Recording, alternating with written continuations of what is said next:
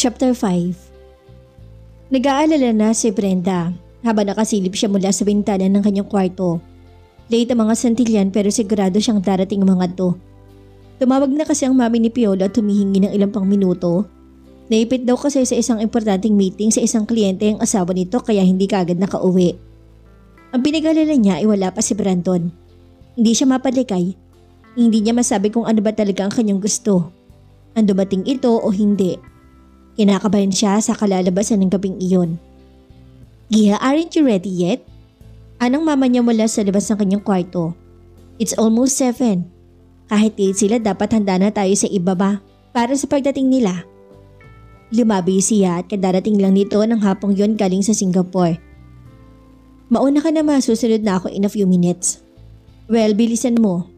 Don't make our guest wait. Yes ma. Napatuwid siya ng tayo nang matanong niya ang isang paparating na kotse. Na makita niyang unti-unting bumabagal yon habang palapit sa kanilang gate ay pumihit kagad siya at tumakbo patungo sa pinto. It could not be the Santillans. Late model ang kotse. It could only be Brandon. Nang makarating sa ibaba ay nilampasan niya ang kanyang mga magulang. Nagmamadali siya sa paglabas ng bahay para takbuhin ang parking area. Naabutan niyang pinarada roon ni Brandon ang sasakyan nito. Napatanga siya dito nang bumabato ng sasakyan. You look wonderful. Hindi niya napigilang sabihin. Sa suot nitong yellow polo na nakapaloob sa dinner jacket at dark pants na perpekto ang tabas para sa katawan nito, hindi ito pahuhuli sa isang modelong sanay ng rumampa sa catwalk. He looks so handsome and delicious enough to be her dinner. Mula sa likod nito ay naglabas ito ng isang white rose. For you, sabi nito sa kanya. Good evening. You look wonderful yourself. Tinignan niya ang kanyang sarili. She was wearing a white tube dress sa lampas tuhod ng haba. Nakataas din ang kanyang buhok at nakasuot siya ng pearl earrings. Manipis lamang din ang bahid ng kanyang makeup. Habang naghahanda siya sa pagbibihis, pilit na hinuhulaan niya kung ano ang magugustuhan ni Brandon. You like it? Bahagyang kinakabahan tanong niya rito. She really wanted to please him more than anything. Wala kang susuotin na hindi ko magugustuhan. Nakadama siya ng relief sa tinugon nito. Inilahad niya ang kamay niya rito at iniyaya niya to sa loob. Thank you, halika na. Ipapakilala kita sa parents ko. Naramdaman niyang tila na tension ito. Wala pa si Napiola kaya we have them to ourselves. Huwag ka mag-alala. Mabait naman ang mama ko at si Papa. Well, malamang na medyo reserved. I'm his only daughter. But he'll try to treat you right. Besides, guest kita. Ipagtatanggol kita no matter what happens. I don't want you to get into trouble. Brenda, tumawa siya ng mahina. The truth is, I think I'm the one who has gotten you into so much trouble already. Wala yon, believe me, kaunti pa lang to sa mga pinapasok kong gulo dati. Matigas kasi ang ulo ko at lagi ako nagre-rebelde nun. Pero hindi na ngayon ha, biro niya. Tumawa to, huwag ka mag-alala, hindi na ngayon. Nagtatawanan sila ng magawi sa harap ng bahay ang tingin niya. Lumalabas na ng front door patungo sa palasyo ang kanyang mga magulang.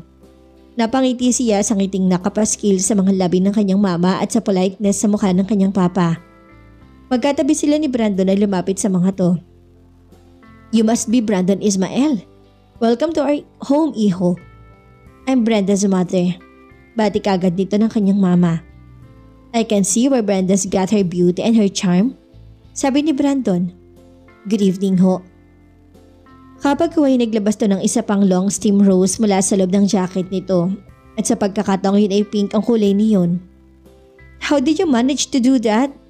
Mangha at natutuwang tanong ng mama niya rito. Hindi nasira ang rose. An old friend taught me, sabi nito. Brandon flipped the left lapel of his jacket open. Sa loob niyan inakita niyang isang mahabang tube na gawa sa plastic na nakasabit sa inner pocket nito. Doon malamang nakasuksok ang bulaklak kaya hindi nasira. I know someone else who used to that trick. Anong mama niya? Remember Alfred? Angelico did it for me once. Parang sandaling nawala ito sa sarili bago muling kumarap sa nagbalik ang ngiti sa mga labi. Mag-ingat ka Han, he has charm. If he ever decides to go into politics baka matalo ka. Naiiling na nag-abot ng kamay ang papa niya kay Brandon. Good evening, lahat ng kaibigan ng anak ko. Welcome dito sa bahay namin. May iba ka pa bang trick dyan? Tanong pa nito habang minamataan ng jacket ni Brandon. Magandang gabi rin ho. As a matter of fact, I still have one more trick to offer. At mula sa kabila ng jacket nito, doon sa hindi nito pinakita sa kanila, naglabas ito ng isang bote ng whiskey. Saka ngumiwi at in-stretch ang likod na kanina pa yung nakahukot. Tinakpan niya ng kanyang kamay ang bibig niya para pigilan ng paghagikik habang parang mangharing tinanggap ng papa niya ang bote ng alak mula dito. Thanks. Anito? You remembered? Manghapang sabi nito habang nakangisi. Paano naman nung hindi? Ang whiskey niyo ang unang-unang mamahaling alak na natikman ko sa buong buhay ko. Naguguluhan tumingin siya sa mga to. Care to explain the details to us? Aniya. Kasasalta lang ng batang to sa Milano Electronics and we were about to lose a big account because of a failing program that our programmers cannot fix. Sandali lang niyang hinawakan. Umayos at nagkaroon kami ng dinner to celebrate and I brought this wine. Uminom silang lahat. At nalasing ako, parang nahihiyang pag-amin ni Brandon. He was a minor then, pero tapos na ako mag-college so I got to pass. He was a virgin drinker. Natatawang sabi ng kanyang papa. Pero sa mamahaling alak lang ha. Pagtatanggol naman ni Brandon sa sarili. Nagkatinginan sila ng kanyang mami na nakangiti rin. Honey, mabuti pa pumasok muna tayo sa loob. Anong mama niya? I'll put this in the ice bucket. Natutuwang sabi ng papa niya kay Brandon habang nagpapahila na sa mama niya papasok sa kabahayan. Iinom tayo ng tig-isang shot mamaya after dinner. Oh no, sabi ni Brandon. Nangingiti nagkangat siya ng tingin dito. So far, so good. Care for a drink? Umiling ito. Hindi muna, Brenda. Kapag kawan ay bumulong ito habang hinahawakan ng tiyan, hindi ako nagmerienda para sulit ng kain ko. Sira, natatawang ganting bulong niya rito. Tinignan niya ang kanyang mama nang makapasok na sila sa loob. Ma, nakiusap ang mga mata niya rito. Please, just a second. Oh, alright, sabi nito. Go ahead at kami ng papa mo ang bahala kina Piolo. Thanks. Hinagilap niya ang kamay ni Brandon sakay nila to patungo sa pinto ng kanilang library. Pagpasok nila sa loob niyon ay manghang inilibot ni Brandon ang mga mata nito sa paligid ng maluwang at maaliwala sa library. Bawat dingding ay nalalapatan ng floor-to-ceiling bookshelves na punong-puno ng iba't ibang klase ng libro. May dalawang divan sa gitna ng carpeted na sahig na natawtanuran ng dalawang ligante at slim na standing lampshade. May mahogany desk sa gilid na bahagi ng dingding na walang shelf kung saan may nakapatong na desktop computer, telephone and a fax machine at ilang mga libro. Sa likod naman ng desk ay isang high-back upholstered chair at sa dingding ay nakasabit ang isang mamahaling oil painting ng 19th century French artist na si Edgar Degas. Don't be fooled by the appearance, sabi niya dito. This was designed by an expensive designer to specifically make it look like it's often used. The butler buys every best-selling book there is. Mahilig ka bang magbasa? Tanong nito. I read in my room. Ayoko rito. Hindi ako matahimik rito. Hindi siya matahimik dahil para sa kanya ay napaka-plastic ng silid na yon. So anong ginagawa natin dito? Tanong nito kapag daka. Kinabahan ulit siya. Sa kanyang kamay ay may nakabiting maliit na pouch at inangat niya yun. Inalis sa kanyang bisig sa kabinuksan. She brought out a ring. Pinakita niya yun dito. Wow! Pulalas ito habang lumalapit sa kanya. Is that an engagement ring? Tumango siya. Oo. Tumingin to sa kanya. Bakit pinakikita mo sa akin to? Para sa anong purpose? Isusuot ko. Sabi niya pagkatapos ng 2 beses na paglunok. Para palabasing ibinigay mo at tinanggap ko mula sa'yo. Kunwari inalok mo ko ng kasal at tinanggap kong alok mo na engaged na tayo. Ilang sandaling tumindig ito sa kanya at tila binubundol na sa kaba ang dibdib niya. May bikig sa kanyang lalamunan at tamang hinala niya na sumusobra na siya ng dahan-dahan itong umiling. You don't understand. Mabilis na sabi ni Brenda kay Brandon. Arte lang naman gaya ng dati. Natakot ako sa tono ni Piolo kanina. Sa mukha niya nung sinabi niyang invited sila ng mga parents niya. Nagkahinala ako ng hindi maganda. Gusto ko makita nilang lahat na meron akong piniling iba na hindi si Piolo. I want them to stop shoving him in my throat. No, Brenda, hindi mo ako naintindihan. sabi nito. Bigla siya nakadama na matinding kahihiyan. I'm sorry, I guess I've imposed too much on you already. Ikinuyom niya ang singsing na hawak niya. Brenda, makinig ka muna. Mula sa ilalim ng collar nito ay may dinukot itong chain at pinakita sa kanya. This was my mother ring. Sabi nito habang hinuhubad ang chain mula sa leeg nito. Pinadulas ito ang singsing na naroon at bumagsak sa isang palad nito. Ibinigay ito sa kanya ng aking ama bago sila naghiwalay. Here, tingnan mo. Nilapit ito sa kanya ang bukas na palad. Napasingap siya na makita niya ang isang simpleng engagement ring. Ano sa tingin mo? Tumingin siya rito. Dala mo lagi ang singsing na to? Hindi, ngayon ko lang tinala. Napatitig siya rito at biglang nablangkong utak niya dahil takot siyang isipin ang gusto niyang isipin. Tama ang hula mo. Sabi nito. Dinala ko to para sana i-offer sa'yo. Nagkibit balik ka to. Naisip ko lang kasi walang kwentang pagpunta ko rito kung hindi tayo makakapagbigay ng mensahe. It should be loud and clear, right? But Brandon, this is your mother's ring. Alam ko malaki ang sentimental value nito sa iyo. Tingin mo ba papayag akong suotin to? Ano namang tingin mo sa akin na makakaya kong pagsuotin ka ng singsing na ikaw pa mismo ang bumili? Mali naman yata yun, no? Mas mali kung ito ang susuotin ko. Hindi mo ako tunay na girlfriend, Brandon. Eh di totohanin natin. Nagtagpo ang kanilang mga mata at hindi niya magawang umiwas ang tingin o kumurap. Kahit isang beses lang. Natatakot siyang baka bigla nilang mabago na nagkamali lang pala siya ng kanyang narinig. Anong sinabi mo? Naninigurong tanong niya. Ituloy na natin. Walang pagkatubiling ulit nito sa sinabi pero mas mabagal at marahang paraan. Sigurado ka ba? Sigurado ako kung sigurado ka ba? Brandon, gusto mo ba talaga? Sandaling bumitaw ang tingin nito pero nagbalik din kaagad. Kasubuan na to eh. Bumagsak ang kanya mga balikat.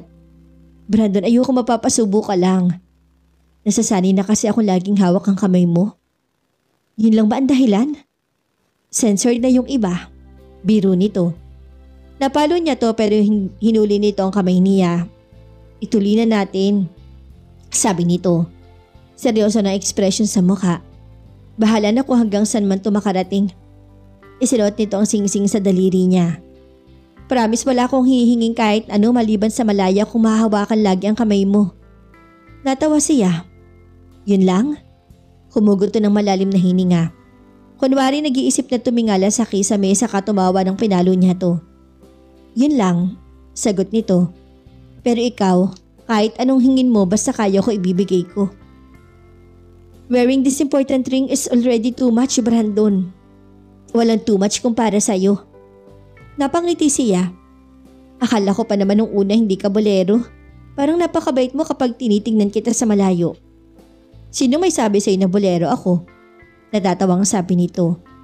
Hindi ako bolero, sinasabi ko lang ang nasa loob ko. Kung makikilala mo ako ng mas matagal, you'll see mas mabait pa ako kaysa sa nakikita mo. Napangiti siya sa katinitikan to. Kinakabahan ka, no? Scared shitless. Sagot kagad nito at muli nagtawanan sila. Maya-maya ay may kumatok sa pinto. Iha, narito na si Piolo. Tawag ng kanyang mama. Nagkatinginan sila ni Brandon sa kasabay na nagsalita. Istorbo. At sabay ring nagtawanan. Brenda? We'll be there, mama. Sagot niya rito. Paano? Tanong ni Brandon. Anong paano? Tayo na ba? Brenda? Tinig yun ni Piolo mula sa labas ng pinto. Mabuti na lamang inilak niya ang pinto. Oo, sagot niya. Tayo na? Paniniguro ni Brandon habang may nakabiting ngiti sa mga labi. Brenda, open up! We're here now, open up! Pangungulit ni Piolo. Oo na, bumaling siya kay Brandon. Tayo na nga. Ngumiti si Brandon at hinigpitan ng pagkakahawak sa kanyang kamay saka ikiniya siya patungo sa pinto. Halika na. Naghintay na si Piolo ng magandang balita. Kinakabahang tumawa siya. Hindi mo malang ba ako ikikis? Sinabi mo eh. Mabilis na sabi nito saka pumihit para sa kanya. Iniangat ang kanyang baba at idinampi ang mga labi nito sa mga labi niya. Biglay nadala sila sa ibang mundo ng halik na iyon. Sa loob ng mga sandaling magkahinang ang kanilang mga labi, walang Piolo sa labas ng pinto. Walang ibang mga taong naghihintay sa kanilang paglabas at walang ibang nag-e-exist. She had always known his kiss would be perfect. Basta tungkol sa lalaking to, wala siyang nai-imagine at napagkakamali.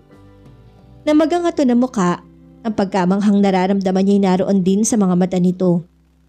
Wow, kaya pala nag-contacts ako tonight. Natatawang pinahid niyang lipstick niya sa nakangiting mga labi nito. Puro kakalokohan, hindi ko alam kung bakit naisip kong magagawa kang maipahiya ni Piolo sa mga parents ko tonight. Maibabaliw ang gorilla na yun sa kasusubok. Brenda! Sigaw na ni Piolo mula sa labas. Labas na tayo, baka umiyak pa ang baby. Sabi ni Brandon. Natawa na naman siya sa biro nito. Nang lumabas sila ni Brandon mula sa loob ng library, na magkahawak kamay hindi na nakapagsalita si Piolo. Lalo na't bakas pa sa mga labi ni Brandon ang kintab ng pinahid niyang lipstick.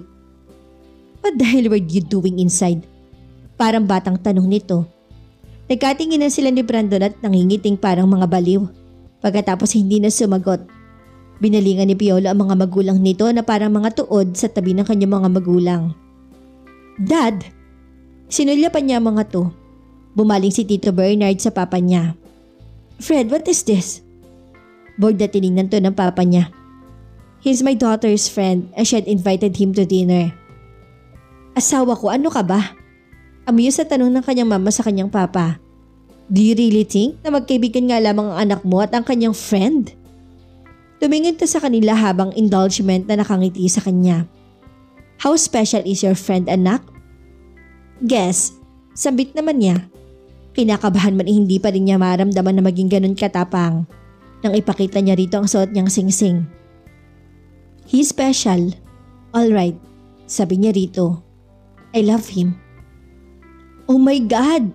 Bulala sa kanyang mama pagkatapos ay sandaling natigilan to gaya ng lahat. Si Piolo ang una nakabawi sa pagkabigla. That's bullshit. Of course it is. Amir sa segunda ng kanyang papa dito. Brenda, if this is your idea of a joke, Papa, hindi ako nagbibiro. Pilit na pinatapang niya ang kanyang tinig sa kabila ng panlalambot ng kanyang mga tuhod. Nagmamahalan ho kami ni Brandon at napag-usapan naming one day magpapakasal. That's bullshit. Tulad ng lumapit si Piolo. Kung may pakakasalan ka man, ako lang yon. Tinupunan niya to ng masamang tingin. Ask them. Paasik na utos ito.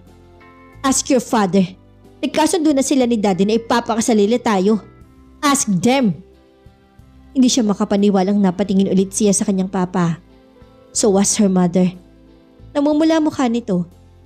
Alfredo, anong sinasabi ni Piolo? Anong mama niya sa papa niya? I'm not. Don't try to deny it, Tito.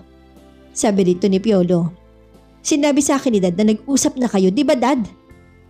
Matigis sa mukha ni Tito Bernard habang parang nasukulan nakatingin sa papa at mama niya.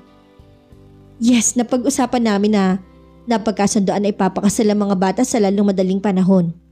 In fact, it's the reason why we are here. Para ipalam sa inyo at gawing formal ang kasunduan. You're insane. Sambit ng kanyang mama at galit na tumingin sa kanyang papa. Both of you are insane. Bata pa ang anak ko and she's not going to be married off to anybody yet. Not yet. That somebody is my son, Venetia. Para nag-aalalong paalala naman ni Tito Bernard dito. Lalo na sa kanya. Wika naman ng mama niya. Napatingin siya rito at ang kanyang papa maging ang mami ni Piolo. Tita, akala ko ba? You're irresponsible, lazy muyul. Piolo, sabi dito ng kanyang mama na lihim na nakapagpapangiti sa kanya. You're so immature. Sa palagay mo ba talaga papayag ako mapakasal ang anak ko sa'yo, Piolo? Paano mo siya paliligayahin? Mambababae ka? You're not going to come home in time for dinner and you love your friends and your ego more than you love my baby. Venetia, pigilan man ng kanyang papa sa kanyang mama. Really, you don't have to. What? Say the truth. Alam mo higit sa lahat ng mga tao rito ngayon, sa'yo ako hindi makapaniwala. I can't believe you'll do something like this to our daughter. How could you? Bakas na ang magkahalong emosyon sa mukha ng kanyang ama, pagkapahiya, guilt at pagkalito. Venetia, I know hindi ko pa nakukonsulta to sa'yo. I have no time, but if you will just think about it, tama ang ginagawa ko. You're insane! Shock na sambit ng kanyang mama. Hindi mo pwedeng saklawan ng kalayaan ng anak mong magdesisyon para sa sarili niyang kinabukasan. Not after everything we have been through. Venetia, alam ko anong nangyayari. Iniintay ko lang ang pagtapat mo. Hindi ako manhid, lalong hindi ako bobo, Alfredo. Alam ko na ipagbili mo na kay Bernard ang karamihan sa mga shares natin nung tumakbo ka. Hindi ako nagsalita dahil alam ko mahalaga sa iyo ang pangarap mo. Pero ipagpapalit mo ba ang kaligayahan ng anak natin sa ambisyon mo? Nakatutulilig na katahimikan ng namayani pagkatapos ng tanong na yon ng kanyang mama. Tanging ang emosyon na nagpaghingal nito ang maririnig. Maybe we should go? Anong mami naman ni Piolo? Bernard, I'm sorry for saying the things I said about your son, Alma. Pero no, hindi ako papayag na makasal ang anak ko ngayon. Sa kahit sino. Sumulyap na sa kanila ni Brandon. Hindi ako papayag na maikasal siya sa lalaking hindi siya mahal at hindi niya mahal. I have to be sure. She has to be sure about what she wants. Tumingin dito si Tito Bernard. Think about it, Venetia. Huminahon ka muna at kalimutan ko lahat ng pagkakautang ng asawa mo kung makakasal sila. Hindi ko ipagbibili ang kaligaya't kinabukasan ng anak ko. You can have the business, Bernard. Pigil ka agad ng mama niya sa sasabihin nito. Although hindi ko maintindihan kung paano niyo nagawang isalang ang negosyo sa ganyang sitwasyon nang hindi ko nalalaman. Wala man lang ba akong halaga kahit kaunting konsiderasyon? Masama ang loob na pukol ito sa mga magulang ni Piolo. I thought you're both my friends. Venetia, hindi na natuloy ang sasabihin ni Tito Bernard dahil tumalikod na ang kanyang ina at lumabas ang sala. Muli nakabibinging katahimikan ang namayani sa paligid. Napatingin siya kay Piolo. Animoy sinuntok sa sikmura ang ekspresyon ng mukha nito. Brandon, basag niya sa katahimikan. Sige na, go to your mother. I can show myself out. Mahinang sabi nito. No, hinawakan niyang kamay nito. Stay, hintayin mo ako, mag-uusap pa tayo. Huwag mo kong alalahanin, mag-uusap na lang tayo bukas. This is all your fault. Ako sa kanya ni Piolo. Tinignan niya to pero hindi na siya nagsalita. You can't marry him. Pahabol pa na sabi ni Piolo. Your mother will not let you marry a bastard. Is that even rich? Anong ibubuhay niya sa'yo? Paano niya ibibigay sa'yo ang luxury na kaya kong ibigay sa'yo? Piolo, shut up. Parang dismayadong saway rito ng ama nito. But dad, that's enough. Alma, mauna na kayo sa kotse ng anak mo. May pag-uusapan lang kami ni Fred. Dad naman, tito. Protesta ni Piolo. Halika na. Hinilala niya si Brandon palabas ng pinto.